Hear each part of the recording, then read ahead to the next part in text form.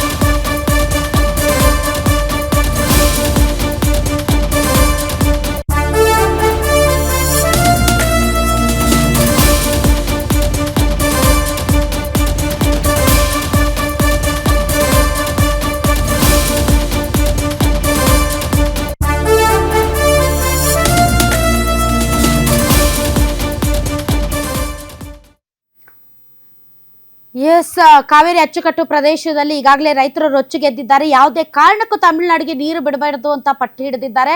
ಅಷ್ಟೇ ಅಲ್ಲ, ಮೈಸೂರಿನ ತಹಶೀಲ್ದಾರ್ ಕಚೇರಿಯ ಮುಂದೆ ರೈತರು ಹೋರಾಟ ಮಾಡ್ತಾ ಇದ್ದಾರೆ. ಕನ್ನಡ ಪರ ಸಂಘಟನೆಗಳು ಹೋರಾಟ ಮಾಡ್ತಾ ಇದ್ದಾರೆ. ದೊಡ್ಡಬಳ್ಳಾಪುರ ನಗರದಲ್ಲೂ ಕೂಡ ತಮಿಳುನಾಡು ವಿರುದ್ಧ ಕಿಚ್ಚು ಹೆಚ್ಚಾಗಿದೆ.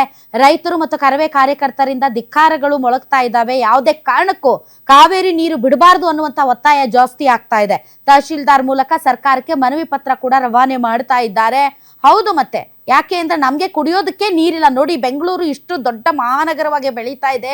ಇಲ್ಲಿ ಜನಸಂಖ್ಯೆ ಕೂಡ ವರ್ಷದಿಂದ ವರ್ಷಕ್ಕೆ ಜಾಸ್ತಿ ಆಗ್ತಾ ಇದೆ.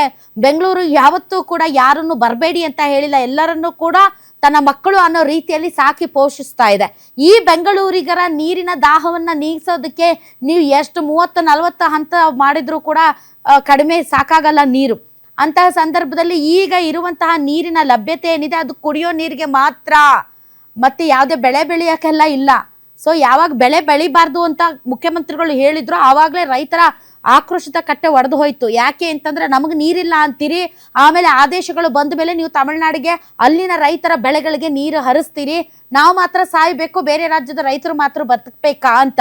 ಮತ್ತು ಇವತ್ತು ರೈತರು ಏನು ಹೋರಾಟ ನಡೆಸ್ತಾ ಇದ್ದಾರೆ, ಅವರು ತಮ್ಮ ಬೆಳೆಗಳಿಗೋಸ್ಕರ ಹೋರಾಟ ನಡೆಸ್ತಾ ಇಲ್ಲ. ಬೆಂಗಳೂರಿನ ಜನ ಇದನ್ನ ಅರ್ಥ ಮಾಡ್ಕೋಬೇಕು. ಯಾಕೆ ಅಂದ್ರೆ ಇವತ್ತು ರೈತರು ಪ್ರತಿಭಟನೆ ಮಾಡ್ತಾ ಇರೋದು ಅವರ ಬೆಳೆಗಳಿಗೆ ನೀರ್ ಬೇಕು ಅಂತ ಅಲ್ಲ, ನಾವು ಬೆಂಗಳೂರಿನ ಜನ ಕುಡಿಯೋದಕ್ಕೆ ನೀರ್ ಬೇಕು ಅಂತ. ಅವ್ರ ಬೆಳೆಗಳಿಗೆ ನೀರ್ ಹರಿಸಿಲ್ಲ, ಅವ್ರ ಬೆಳೆಗಳಿಗೆ ನೀರ್ ಕೊಡೋದಕ್ಕೆ ನೀರೇ ಇಲ್ಲ. ಕೇವಲ 20% ಮಳೆ ಆಗಿದೆ. 30 ವರ್ಷದಲ್ಲಿ ಸರಾಸರಿ 65% ಮಳೆ ಕೊರತೆ ಆಗಿದೆ. ಸಂಗ್ರಹ, ಜಲಾಶಯದಲ್ಲಿ ನೀರಿನ ಸಂಗ್ರಹ ಕೊರತೆ ಆಗಿದೆ. ಇಂತಹ ಸಂದರ್ಭದಲ್ಲಿ ರೈತರು ತಮಗೋಸ್ಕರ ಪ್ರತಿಭಟನೆ ಮಾಡ್ತಿಲ್ಲ, ಅಲ್ಲಿರುವಂತ ಕನ್ನಡ ಒಕ್ಕೂಟಗಳು, ಸಂಘಟನೆಗಳು ತಮಗೋಸ್ಕರ ಪ್ರತಿಭಟನೆ ಮಾಡ್ತಾ ಇಲ್ಲ, ನಮಗೋಸ್ಕರ ಪ್ರತಿಭಟನೆ ಮಾಡ್ತಾ ಇರೋದು. ಬೆಂಗಳೂರಿನಲ್ಲಿ ವಾಸಿಸ್ತಿರುವ ಪ್ರತಿಯೊಬ್ಬ ಮನುಷ್ಯನ ಪರವಾಗಿ ರೈತರು ಇವತ್ತು ಪ್ರತಿಭಟನೆ ನಡೆಸ್ತಾ ಇರೋದು. ನಾಳೆ ಅವ್ರ ಮೇಲೆ ಏನಾದ್ರೂ ಕೇಸ್ಗಳು ಬಿದ್ರೆ, ನಾಳೆ ಅವ್ರ ವಿರುದ್ಧ ಏನಾದ್ರೂ ಕ್ರಮ ಆದ್ರೆ ಅವ್ರು ಬೇಕಾಬಿಟ್ಟಿ ನಮಗೋಸ್ಕರ ಕೇಸ್ ಹಾಕ್ಸ್ಕೋಬೇಕು ಮತ್ತು ಕ್ರಮವನ್ನ ಎದುರಿಸಬೇಕು, ಅವ್ರಿಗೋಸ್ಕರ ಅಲ್ಲ. ಇದನ್ನ ನಾವು ಬೆಂಗಳೂರಿನ ಜನ ಸ್ವಲ್ಪ ಅರ್ಥ ಮಾಡ್ಕೊಂಡ್ರೆ ಬೆಟರ್ ಅಂತ ಅನ್ಸುತ್ತೆ.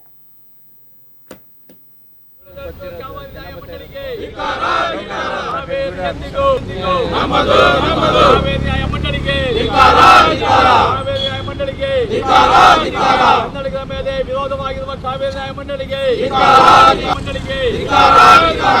ಪದೇ ಕನ್ನಡಿಗರಿಗೆ ಅನ್ಯಾಯ ಮಾಡುತ್ತಿರುವ ಕಾವೇರಿ ನ್ಯಾಯ ಮಂಡಳಿಗೆ ಪದೇ ಕನ್ನಡಿಗರಿಗೆ ಅನ್ಯಾಯ ಮಾಡುತ್ತಿರುವ ಕಾವೇರಿ ನ್ಯಾಯ ಮಂಡಳಿಗೆ ಕಾವೇರಿ ಪ್ರಾಜೆಕ್ಟ್ ಅಂತ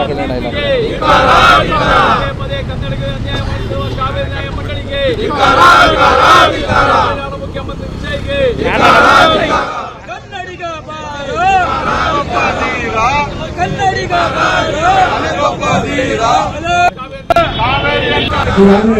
ಕನ್ನಡಿಗ ಕನ್ನಡಿಗ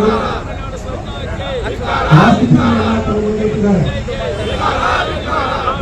ಕಾವೇರಿ ಅನ್ನುವಂಥದ್ದು ಭಾವನಾತ್ಮಕ ವಿಷಯ